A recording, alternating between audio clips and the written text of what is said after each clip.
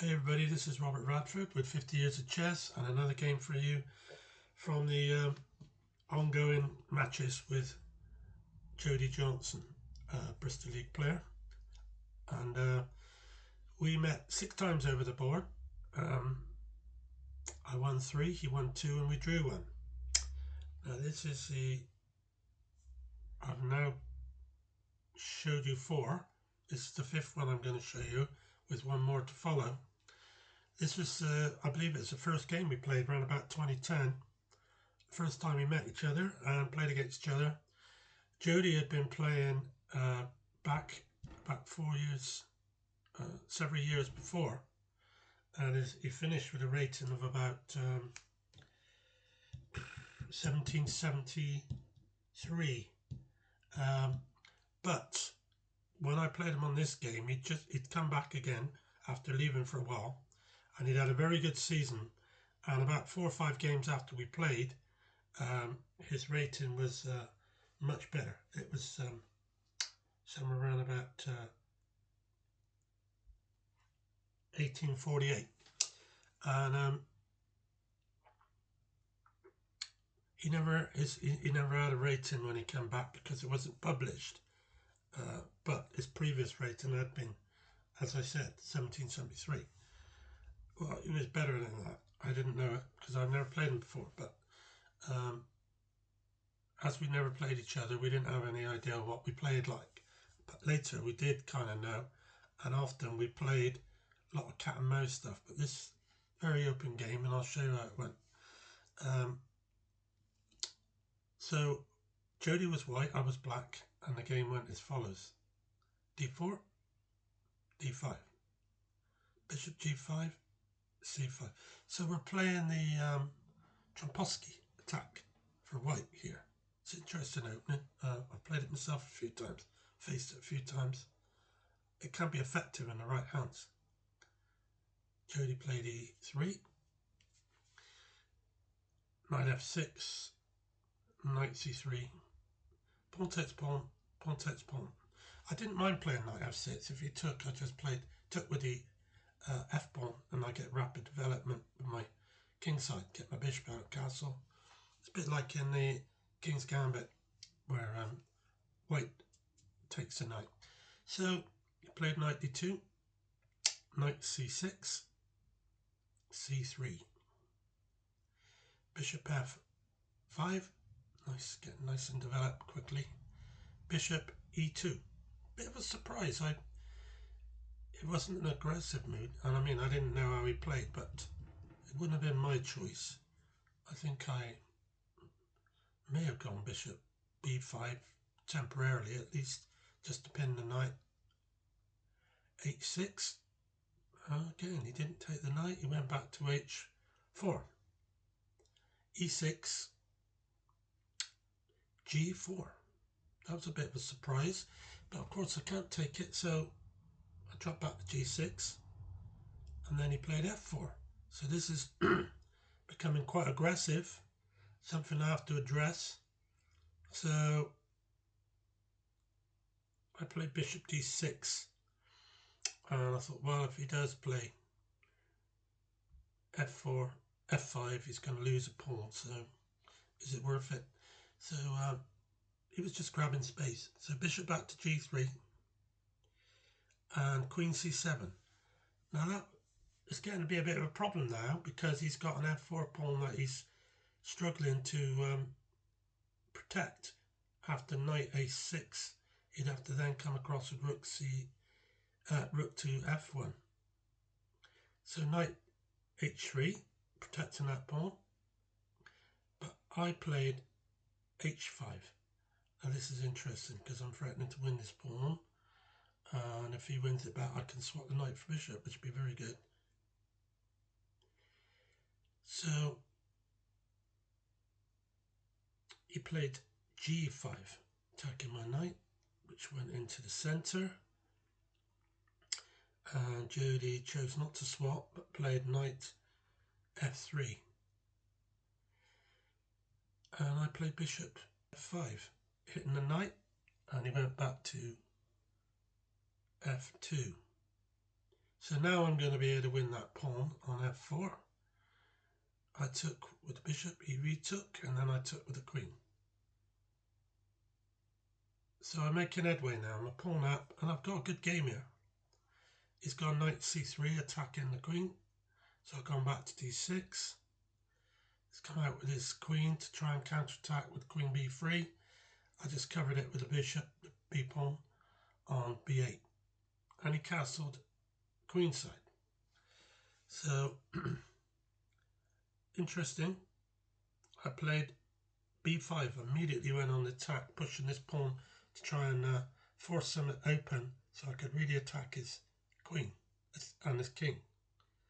So he played rook on d1 to e1.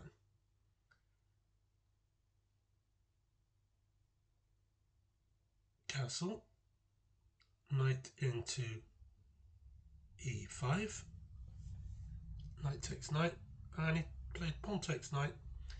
He could have gone knight takes, which might have been better, but he decided he wanted to play d takes e and make me move my queen, which I did, back to e7, attacking that g pawn, and he protected it with h4. So I now played knight to g3. Now this is difficult for him because rook, I've got knight takes bishop, rook takes knight, then bishop takes knight on d3, winning me a piece. So he has to do something about that. So he played king up to d2 and allowed me to win the exchange with knight takes rook, rook takes, so I'm now at the exchange, and a pawn up,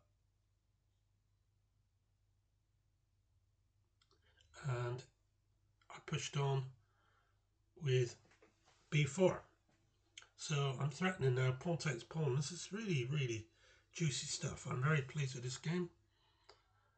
Knight takes on b4. He could have took on h5, but this was important that he did something. But I could easily play a5 now, and I won a piece.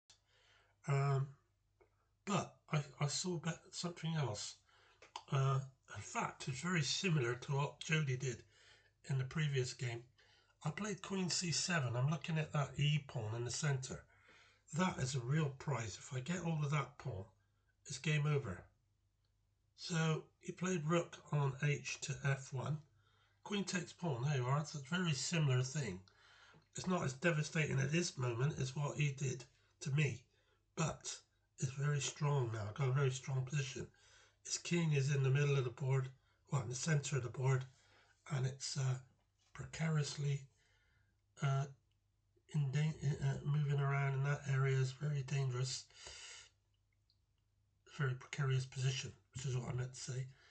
Queen a4, and I push the pawn on, continuing with my aggressive attack, keeping him tied up, and he played rook to f3, so that if pawn takes pawn, rook take pawn. So I played pawn takes pawn, but he didn't play rook takes, he played b takes. I suppose that's okay, but he's in a lot of trouble now. In fact, he's losing, I think. He's definitely losing this game. I played rook on b2, d8 check. He went king back to e1. And then queen on to e4. So I'm threatening to come on the back rank with check and other things. But at this moment, my real plan is to play bishop to g4.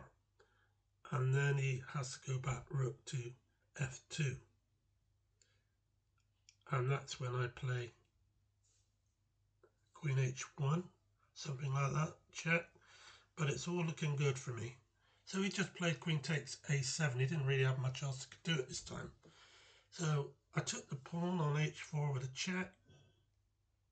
He went back rook f2. And I played bishop g4, offering a bishop swap, which would improve my game, removing one of his best defenders. And he brought the queen back to e3. and I played rook d6. This is to double up the rooks, maybe, and to have a real good attack coming down his d5. So he took my bishop, and I took it with the pawn. And then he played king to e2 to break the pin on the rook. And I doubled my rooks. No, whenever I played f5. Oh, that's what I must have played, yeah. f5.